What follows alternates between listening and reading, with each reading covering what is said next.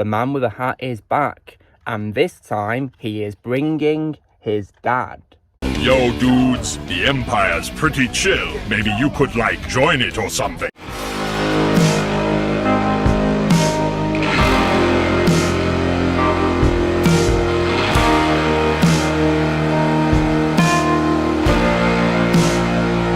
Hey everyone, Lucimus Prime here. So it's time for the next review in my Indiana Jones movie review series, and today guys, I'm going to be reviewing what is the third installment of the franchise, and also technically of course the first of the sequels to the first movie, Raiders of the Lost Ark, because Temple of Doom, as I said before, is a prequel guys, and this sequel guys is probably one of my favourite sequels of all time, and this movie of course is none other than 1989's Indiana Jones and the Last Crusade.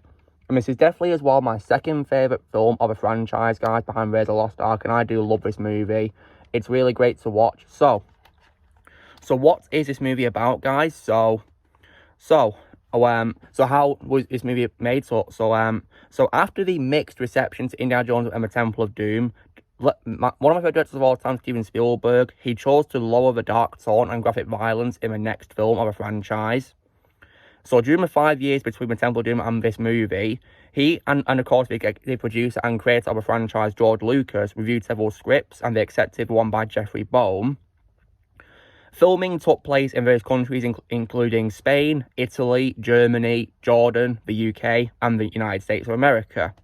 The Last Crusade was released by Paramount Pictures in North America on May 24th, 1989, and was a financial success, earning $475.8 million at the worldwide box office, and it won the Academy Award for the Best Sound Effects Editing. Definitely well deserved, in my opinion. So, when it comes to my reaction to this movie, guys, so I, of course, saw this movie when I was a kid, and compared to Temple of Doom, which I thought was really scary when I was a kid, guys, but I've grown to appreciate it a lot more as I got older. I really love this sequel, guys. I think it's one of the greatest sequels ever made. I love The Last Crusade.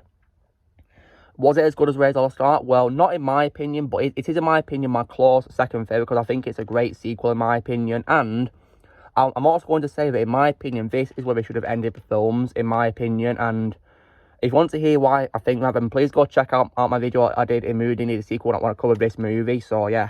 Now, so what is this film about, guys? So this movie, of course, actually has, two plots. One of them is an unrelated plot at the beginning, where in 1912, young Indiana Jones, played by River Phoenix, may he rest in peace, steals the Cross of Coronado, and he attempts to escape from the gang and goes on the circus train, and he escapes the train without his hat that he wore as part of the expedition that he was on. But his adventure stealing it ended up with a failure, and afterwards, a character who is known as Fedora gave Indiana Jones his hat, which of course would be his iconic fedora hat. 26 years later, in 1938, the intrepid explorer Indiana Jones, played once again by Harrison Ford, reprising his role, sets out to rescue his father, a medievalist who has vanished while searching for Holy Grail, of course played by Sir Sean Connery, may he rest in peace. Following clues in the old man's notebook, Indy arrives in Venice, where he enlists the help of a beautiful academic, Dr. Elsa Schneider, but they are not the only ones who are on the trail, and some sinister old enemies soon come out of the woodwork. So, when it comes to good things about this movie, so what's great is it says once again a really amazing cast, guys. So Harrison Ford, of course, reprises his role as Indy, and once again he gives an absolutely incredible performance in this movie, like he always does as the character. And no matter what, he always will be Indiana Jones. This movie just proves because he's such an amazing actor, really a great actor in my opinion, and this movie definitely shows it. And I think Ted Han Solo is probably his most iconic role in my opinion. Yeah, really amazing character, and this movie definitely shows it. And considering Harrison Ford was 47, I think, when this film came out, he definitely, looked very, very healthy for his age in this movie, and it definitely showed because he did lots of his own stunts as well. Even the stuntman Vic Armstrong had to occasionally step in to say, come on, Harrison, let me do it this time, because Harrison did so many of the stunts. I also love the return of Denholm Elliott as Marcus Brody, Indy's friend, who of course, a museum curator. And I love how in this film, Brody played a bigger role compared to Raiders of the Lost Ark. I like how he had a big role in the story. That was pretty cool. I like how he did that. And sadly, this was, his final appearance before he died. Rest in peace, Denholm Elliott. And I like how he was brought back because Spielberg wanted to make the tone on better and not as dark as Temple of Doom. So I like how he brought back Brody. I also as well definitely love the return of John Rhys Davies coming back as Salah. I definitely love that because Salah is probably one of my favourite sidekicks of Indiana Jones, mainly because of Raiders of the Lost Ark, and I love he came back in this, absolutely. And it was really great to see him return in this, and he still got it in my opinion. And still my second favourite role of his behind Gimli from Lord of the Rings. And when it comes to a new cast, guys, so I think the main highlight of this movie, guys, is most definitely, of course, Indy's father, Henry Jones Sr., played by Sir Sean Connery, may he rest in peace. And before I saw Sean Connery's James Bond movies, guys, I regarded Henry Jones Sr. as my favourite role of Sean. But before James Bond became my favourite role of his, and he's also my favourite James Bond actor as well.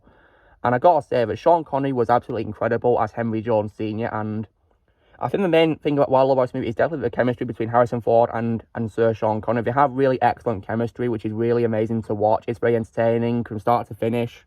Really amazing, in my opinion. And Sean Connery just nailed it, in my opinion. He really did. Great performance. And the main highlight of the movie was definitely his chemistry with Harrison Ford, most definitely. And I also definitely loved the appearance as well of, when it comes to antagonist, we of course got the addition of a potential love interest for Indy, which as I mentioned was Dr. Elsa Schneider, played by Alison Doody.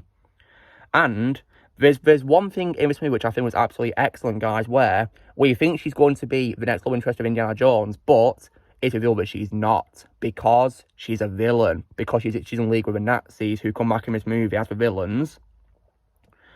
And I gotta say that Alison did a great job playing Elsa, and I think the twist of her being a villain just worked so well, in my opinion. I definitely didn't see it coming up when I first saw it. And yeah, I got a pretty big shock when Henry Jones Sr. said that she was one of them. Yeah. And then, of course, she revealed it to be true by taking Henry's diary from Indiana's pocket. So yeah, goodness me. I also love the addition of the main villain, of course, which is Julian Glover, as the villain, which is Walter Donovan. And I think I regard this as probably my second favourite role of Julian after General Veers from The Empire Strikes Back. And I gotta say that, he did a great job playing Donovan, really did. I like how we at first think he's a good guy when he first meets Indiana Jones and he reveals that his father's missing, but then it's revealed, of course, later that he's in league with the Nazis looking for Holy Grail to look for, of course, his own life, because the thing which is wanted in this film by the villains, guys, is, of course, the Holy Grail, because when you drink from it, you can have eternal life. So yeah, you can choose wisely. So yeah, when you drink holy water from it. And yeah, Julian did a great job playing him, and because Julian Glover is British, guys, he played the character with an American accent, but I can definitely tell that he was trying too much to sound like he's American. I can tell where his English accent was slipping through at times, sadly, and he was also dissatisfied with the result, and I can see why, because yeah. And I also like the addition of Michael Byrne, as, of course, another villain, which, of course, is Colonel Vogel. And he was definitely a pretty compelling secondary villain, in my opinion. Very brutal. Goodness me, he was ruthless. And as part of the ruse of pretending Elsa is a villain, he actually was, looking like he was willing to shoot in the head. Goodness me. Yeah. He was definitely a very ruthless character, in my opinion, yeah. And Michael Byrne played him really well, in my opinion. I also like the addition as well of Kevok Malikian as Kazim, the leader of a brotherhood of the Cruciform Sword, who wants to protect the Holy Grail. And I do believe that he's in a film called, which Steven Spielberg was impressed by him in, called A Midnight Express, and that was what convinced Spielberg to cast him in this movie, which is pretty cool. And I also like the addition of Robert Eddington as the Grail Knight, who is, of course, the protector of the Grail, who guards it, and he's immortal as long as he stays within the temple. And he played him very well for the short scene that he had, because he only appears at the end of the film, guys, and he played him very well, in my opinion. And I do believe he was going to be played by Laurence Olivier, but sadly, due to poor health, he couldn't play the role, and sadly, of course, he died in the year the film came out, so rest in peace, Laurence. And also, as well, when it comes as well to other things, I love how this movie has the opening sequence with Cross of Coronado, where Indiana Jones is also played by River Phoenix, and River played him very well, in my opinion. Yeah, he still made Indiana Jones the likable character that he is, and he was definitely very good for the short scenes that he had in a role. And rest in peace, River. Yeah, he played him really well for the scenes, in my opinion, yeah. And I, of course, as well liked, of course, Richard Young as a character known as Fedora. I think he's actually called Garth, but he's known, I think, credited as Fedora. And he's the leader of the Tomb Robbers, and he, of course, gives Indiana Jones his fedora. So yeah, played him very well in my opinion. And we also got another appearance as well by Pat Roach in a cameo appearance as the Nazi who accompanies Vogel to the Zeppelin, which Indiana and Henry were escaping on. We even got a pretty cool cameo appearance by Michael Schurd, guys, because he appears in this movie as Hitler, which is pretty interesting, because he appears at the book burning rally scene, and it's definitely a pretty shocking moment, really, and you can even tell Indiana Jones was shocked to see him when he of course signed Henry's book. So yeah, goodness me, yeah, it was a pretty shocking moment for Indiana Jones to encounter Hitler, and yeah, and I do also believe that Michael Schurd has played Hitler before as well. Even though this movie he has no lines, but I do believe he could speak German though. And yeah, rest in peace, Michael. And what's also cool is in that same scene, we have a cameo appearance by Ronald Lacey, who of course played Major Tot in Raiders of the Lost Ark. We had a cameo appearance as Heinrich Himmler. You can see him in the scene where it's panning and the Nazis stood up watching the books being burned. You can see him stood near Hitler. So yeah, I didn't even know that first until I rewatched the movie and I looked at the cast. I did not know that. All the great things about the cast is, once again, it has really amazing action scenes, guys. Really great to watch. And I think my favourite fight scene in the film, guys, is probably definitely the tank convoy scene towards the end of the movie, which is absolutely epic to watch. Really is fun. And definitely very fun to watch, absolutely. And also, as well, the opening scene, of course, with River Phoenix as a young Indy is also great to watch. And I love how it explains why he's got a cut on his chin. And, of course, why he's got a fear of snakes and how he gets his bull whip as well. And in addition as well, I think they wrote in, the chin being cut because in real life Harrison Ford does have a cut on his chin from an accident. So yeah, I like how they explain why Indy has these traits, which is pretty cool.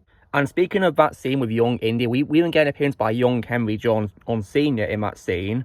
But they didn't show his face, and he was played by an actor called Alex Hyde White, and his voice was dubbed by Sean Connery. And in that scene, we could see him studying in his diary, which is pretty cool. I did like that.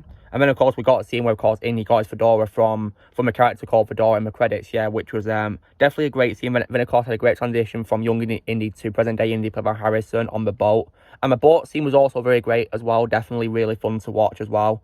Really great, yeah. Yeah, the action scenes in this film are definitely really great to watch. And also as well, the chase in the Venice River is also very fun to watch on the boats. It's definitely really great to watch. Greatly well paced as well. It's just absolutely fun to watch. Yeah, really memorable scene in my opinion.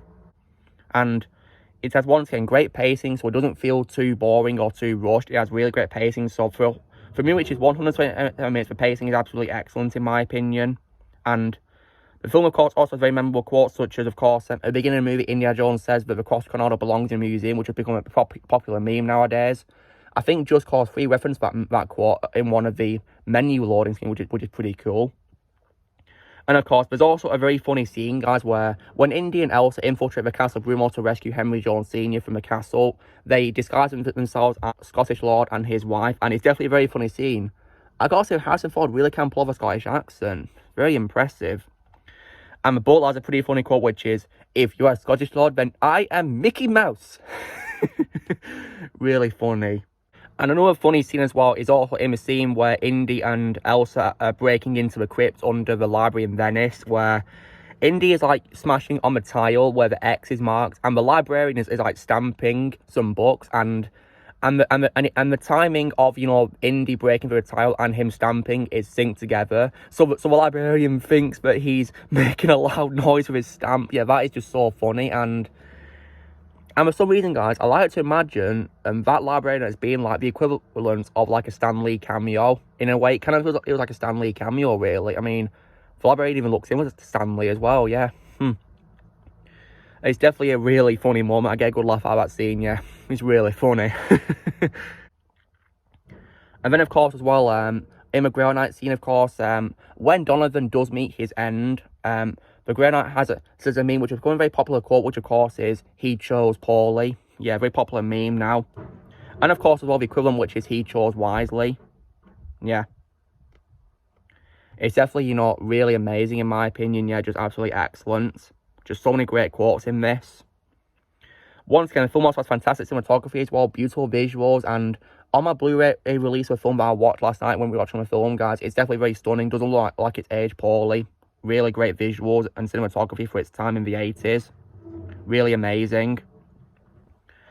And also as well, once again, it has incredible music composed by my favourite composer of all time, John Williams, which is great to listen to. I like how as well included Indiana Jones' iconic theme. He included lots of other great themes too in this, and I like how he included a much lighter tone to his music compared to Temple of Doom, thankfully, because that definitely helped, you know, with this film being lighter and not as dark as Temple of Doom, thankfully. Because, yeah, I love how it definitely improved on Temple of Doom a lot, yeah, because I know Spielberg wanted to improve on it based on the reception Temple of Doom had. And speaking as well of the crypt scene, when it comes to John Williams' music, I love how there was like an artwork of the Ark of the Covenant on the wall in there. And what's cool is that John Williams actually inserted the Ark's theme in that scene, which is definitely a very nice little detail right there, yeah. Very nice little callback to Raiders right there, absolutely, yeah. It was definitely nice to hear the music coupled with a camera appearance by the Ark on the wall, yeah. Pretty cool. What's also amazing as well is, you know, the characters are definitely very likeable as always, guys. Really great, and I've already said that I love the twist of Elsa being a villain, which has definitely done so well in my opinion. The movie also once again has a pretty cool reference to Star Wars in this as well, because in the scene where Donovan first meets Indy and he tells about his father going missing, you can hear the piano in the background playing the Imperial March from Star Wars, which is definitely a pretty cool reference right there, yeah. Really cool. And I didn't even notice that at first when I first saw the film, but looking back at it, I first read about it on IMDb's trivia page, and I was like, no way. So I listened to it last night and I heard it, and yeah, really cool reference right to Star Wars, yeah. I love how his franchise has lots of Star Wars references, especially because the creator franchise also creates Star Wars too, yeah, the legendary George Lucas. And I also as well, I think Henry Jones has a really cool moment, guys, where he's able to take down a plane which is chasing him and Indy using seagulls, where he scares them with an umbrella and they fly up to a plane and cause it to crash, yeah. That's definitely a very, very entertaining scene, and it makes me love Henry as a character. Really does. And the Zeppelin escape is also really fun, and there's also a pretty cool, funny scene where Indy pushes Colonel Vogel out of a plane and says no ticket. So yeah, because he didn't even have a ticket on it, he came on to see if you know, him and Henry were on the plane, and yeah, but Indiana Jones disguised as you know, as a staff member on the Zeppelin, asked him for his tickets and then pushed him off, yeah. Yeah, the film is definitely great, guys. And I also think as well that Donovan's defeat is also very satisfying because he shoots Indy, his father Henry, and mortally wounds him. And this forces Indy to go into the ancient temple to find the Grail to save his father's life, because that's the only way he can save him. And I gotta say that the traps are definitely, you know, pretty scary and intense. I think definitely, you know, the saw trap is definitely very intense. Goodness me.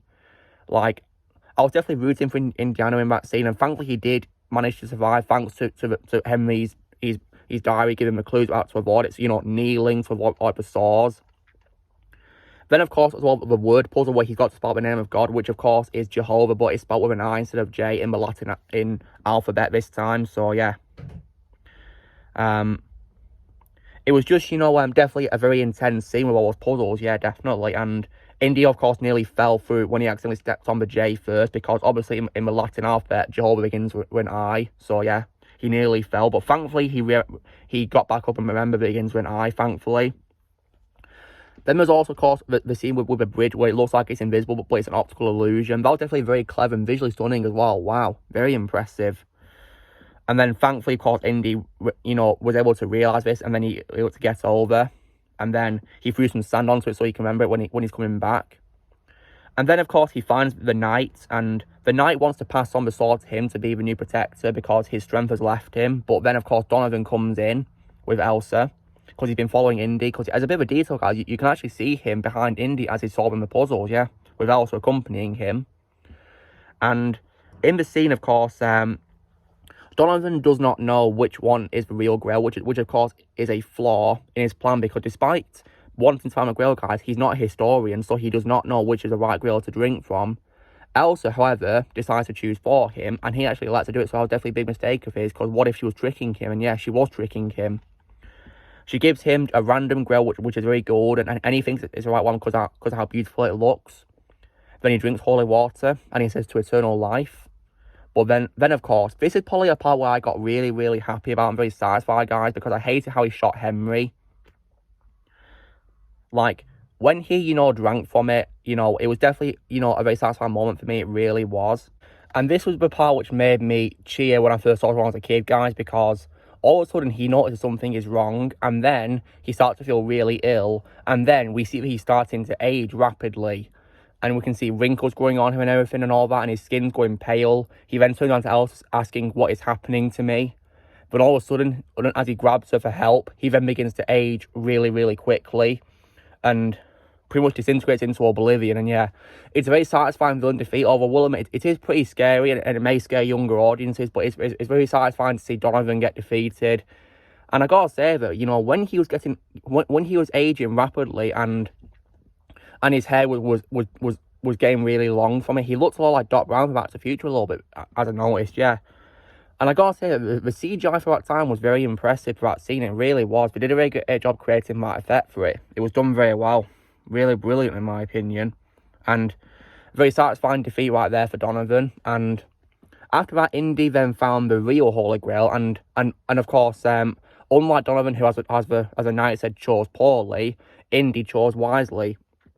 When he took it to his father, who drank from it, and then he poured it onto his gunshot wound, and it saved his life. So yeah. And it was definitely great to see that he saved his father's life. And however, Elsa, out of sheer greed, wanted to take the Grail, despite the knight saying that it can't pass the seal of the temple. But she does pass it, and then it causes the temple to collapse, and it causes a large crack to appear in the ground. And Elsa was hanging from the edge, and Indy, he grabs her, and she says she can get the Grail, but unfortunately for her, she does fall to her death, because Indy can't hold on to her for any longer, and he accidentally lets go of her as a result, and she falls to her death. The cracks open up more, and Indy, of course, nearly falls himself, but he's saved by his father. He wants to save the Grail as well, or from its fall as well, but this is the part which made me love Henry Jones Sr. as a character, where he says, because for his film, guys, he calls Indiana Jones Jr., because he's, of course, Henry Jones Jr., that's his actual name, guys. He's just called Indiana after the Joneses' dog, which is pretty cool, because yeah, really funny as well that he's named after a dog. Which is also a cool reference in itself, because Indiana Jones is also named after George Lucas's dog, Indiana. So yeah, I love how he incorporates that reference into this. Yeah, that was definitely a pretty cool reference right there. Yeah. And what's also as well great is in that scene, Henry says to Indiana, he calls him Indiana for the first time ever, and says, you know, Indiana, let it go. And then that convinces Indy to be pulled back up and saved, and then they escape, and the knight bids them farewell as the temple collapses. And then we get a very satisfying ending where, at the end of the movie, you know, Henry E. Jones Sr. and Henry Jones Jr. have fully reunited, and it's very happy for them. And then they ride away in the sunset on their horse with Salah and Brody leading the way, and Salah finding it really funny that Indy was named after a dog. And yeah, very happy ending right there. And in my opinion, guys, that is where the franchise truly ended. In my opinion, The Last Crusade is where the franchise ends for me, because it's a very perfect ending, in my opinion, because the film had a very great story arc of Indy wanting to reunite with his father after rescuing him, and this movie definitely did that really well. And that's why, in my opinion, this is where a franchise should have ended.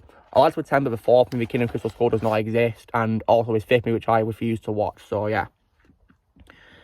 Now, this may not be my favourite Indiana Jones movie, guys. It's my second favourite, and the reason why is because, well, sure, when it comes to a plane chasing, it is pretty awesome, and also getting to see Henry Jones using the machine gun on it, but I feel like the visual effects haven't really aged very well for its time, sadly, because, I mean, it's the 80s, so it's understandable, but compared to now, they've not really aged very well, and I can probably tell when we watched it last night, the plane effects haven't really aged very well. And yeah, I also said as well that Donovan's death can also scare younger viewers, and I was pretty scared by his death when I was a kid, but I was still satisfied at the same time, because he definitely had it coming for shooting Henry E. Jones Sr., and it was very satisfying in my opinion, yeah, but still pretty scary in my opinion for me when I was a kid. But now that I'm older, I find it very satisfying. And last night, guys, I did also clap when he got disintegrated as well by it, from the old age. So yeah, because it was very satisfying to rewatch that scene. And yeah, so I think that's probably about it for bad qualities, maybe, but I could say for a film. But it's still, in my opinion, a great sequel, and in my opinion, you know, the true end of Indiana Jones franchise. Because I like to pretend, guys, Indiana Jones is only a trilogy, and I keep it that way, really. So yeah, this is me, of course, talking about Indiana Jones: The Last Crusade, guys. So if you're wondering what I would give a movie out of 10, I would give it a very solid 9 out of 10. In my opinion, an excellent sequel, one of the best sequels ever made, in my opinion. And in my opinion, the perfect ending of the story of Indiana Jones, in my opinion. So, yeah, I like to pretend it's where it ends, guys. But of course, sadly, it did not end. And of course, in my next video, I'll be talking about, of course, Kingdom Crystal Skull, which I'm not really looking forward to, because I'm not really a fan of this movie, to be honest. It's just okay, really mediocre. But yeah, I'll be rewatching it soon, you know, for in preparation for reviewing this movie. So yeah, but. Yeah, as far as I'm concerned, guys, the true end of a franchise always will be The Last Crusade to me, and I always like to keep it that way, really. So, yeah.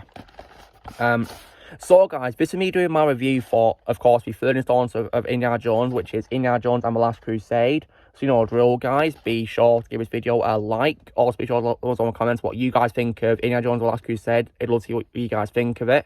Also, be sure to join the team by pressing subscribe for movies coming in the future. If you'd like to be a member, you can press join if you're using a PC or laptop, or you can leave a description. And you chose wisely to watch this video.